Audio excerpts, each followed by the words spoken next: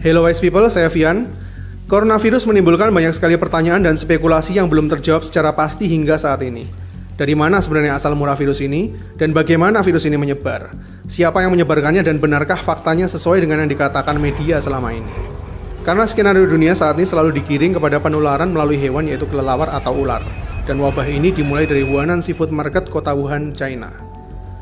Namun di balik informasi tersebut, ternyata ada spekulasi yang menyatakan bahwa virus ini diduga berasal dari kebocoran laboratorium biochemical yang ada di kota Wuhan. Benarkah virus ini sebenarnya adalah senjata biologis? Hingga video ini dibuat sudah terdapat sekitar 4.474 orang yang terjangkit oleh coronavirus dan akan terus bertambah. Bahkan 107 orang sudah dinyatakan meninggal dunia. Apakah benar jumlahnya hanya sekitar 4.000-an orang saja? Sedangkan beredar sebuah video dari warga Wuhan yang menjadi salah satu perawat menyatakan bahwa sebenarnya sudah ada 90.000 orang telah terjangkit coronavirus. Sebelum akhirnya video yang viral di dunia maya ini dihapus oleh otoritas setempat yang terkesan menutupi fakta. Bahkan salah satu pakar dari Inggris yaitu Profesor Neil Ferguson nampak sepakat bahwa dia memprediksi saat ini sebenarnya sudah ada sekitar 100.000 orang yang terjangkit oleh virus ini namun masih belum teridentifikasi. Dan menurutnya ini semua barulah sebuah permulaan. Bahkan sumber berita lain menyatakan bahwa ini adalah bentuk politisasi penyakit, di mana secara mengejutkan, ternyata coronavirus sebenarnya sudah ditemukan oleh seorang dokter berkebangsaan Mesir yaitu Dr. Ali Muhammad Zaki 7 tahun yang lalu. Namun informasi itu akhirnya juga di-take down oleh pemerintah Arab Saudi hingga berakhir ke pemecatan Dr. Zaki dari salah satu rumah sakit di Saudi karena mengirimkan sampel virus baru ini ke laboratorium virologi di Belanda dan dalam tanda kutip melangkahi pemerintah Saudi sendiri. Mungkin karena kepentingan politis bahwa antidot sebuah penyakit itu punya nilai yang sangat tinggi. Sebenarnya masih banyak juga video-video lain yang telah dihapus oleh otoritas setempat yang menyangkut seberapa parahnya situasi yang sebenarnya terjadi di Wuhan. Apakah benar ini semua skenario yang diangkat untuk menutupi sebuah rahasia besar yang ada di balik tirai?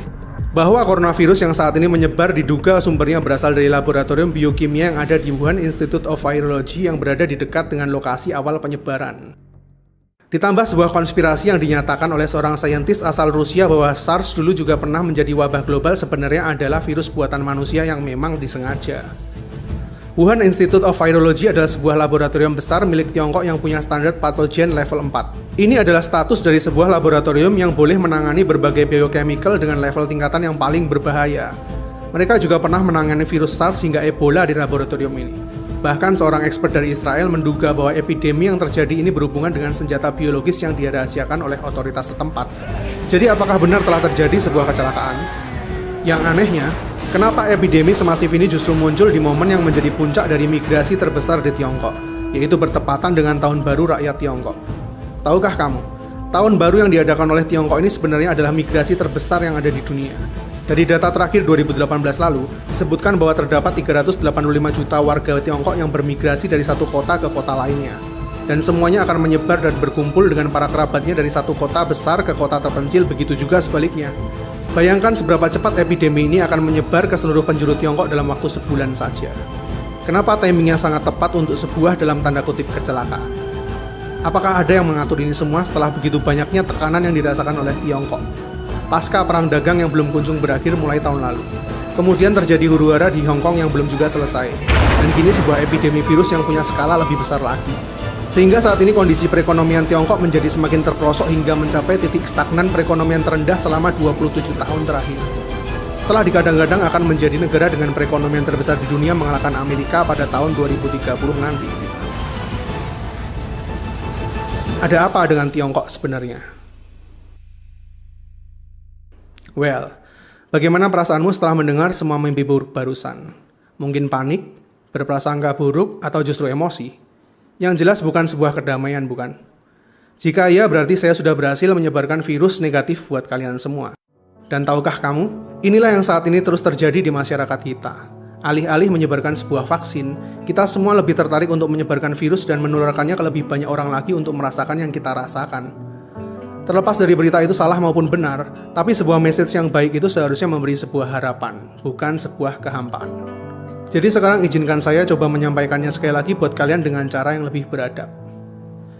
Semuanya berawal dari seorang pasien yang mengalami gejala pneumonia dari Wuhan di bulan Desember 2019 lalu, yang kemudian terus merambah ke pasien-pasien lainnya yang mengalami gejala pneumonia dan pernafasan akut. Seiring bertambahnya pasien yang disinyalir berasal dari Wuhan dalam kurun waktu 14 hari ini, pemerintah Tiongkok segera mengambil tindakan untuk segera mengisolir kota Wuhan dengan harapan supaya epidemi ini bisa lebih terkontrol. Sejauh ini pemerintah Tiongkok menunjukkan kesiapannya dalam menangani epidemi ini berkat pengalaman mereka menangani virus SARS pada tahun 2003 lalu.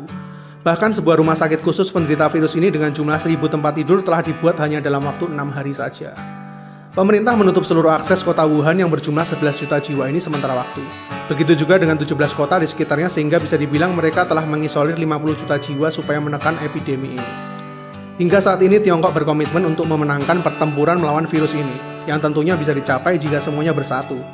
Bahkan telah menyediakan dana sebesar 1,6 miliar dolar sebagai dana penanggulangan. Faktanya, meskipun coronavirus ini memiliki kemiripan dengan virus SARS dan MERS yang pernah mewabah sekitar tahun 2003 hingga 2012 lalu, namun coronavirus ini hingga saat ini bisa dibilang tidak seganas kedua virus sebelumnya. Karena hingga video ini dibuat, dari 4.474 pasien yang terjangkit virus ini, total korban jiwanya mencapai 107 orang yang sebagian besar berusia lanjut dan memiliki riwayat penyakit kritis seperti kanker, diabetes, jantung, dan para pasien dengan imunitas rendah.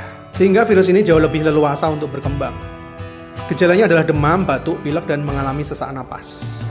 Sedangkan data menunjukkan bahwa penderita dengan kondisi tubuh yang lebih fit dapat mengalami kesembuhan.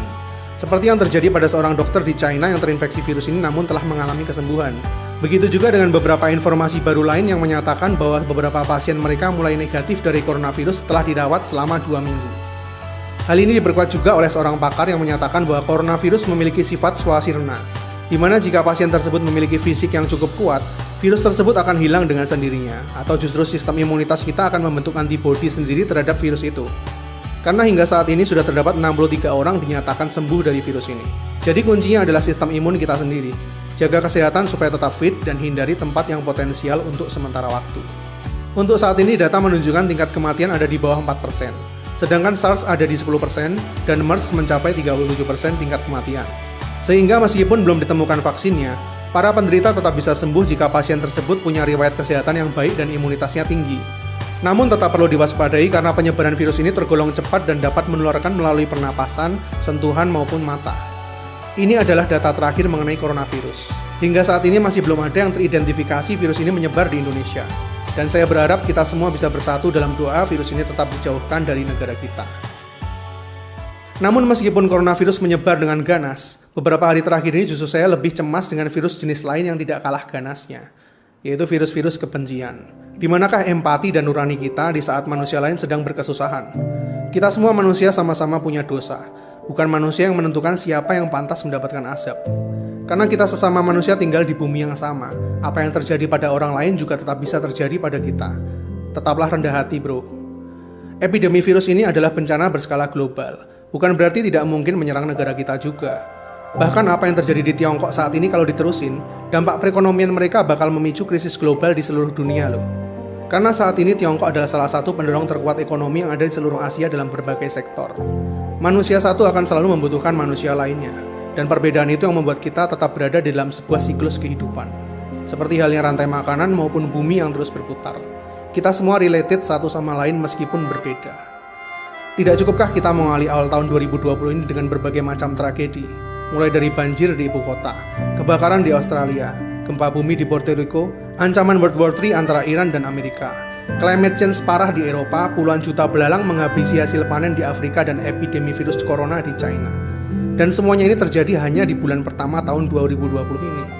Kayaknya di tahun yang baru ini nggak cuma visi pribadi kita aja yang perlu diresolusi deh. Tapi kayaknya seluruh penduduk bumi perlu duduk bareng bicarain resolusi 2020 buat visi dari bumi ini sendiri.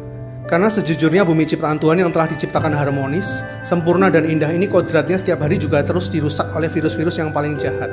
Dan kayaknya nggak bakal ada vaksinnya, yaitu manusia dengan semua egonya.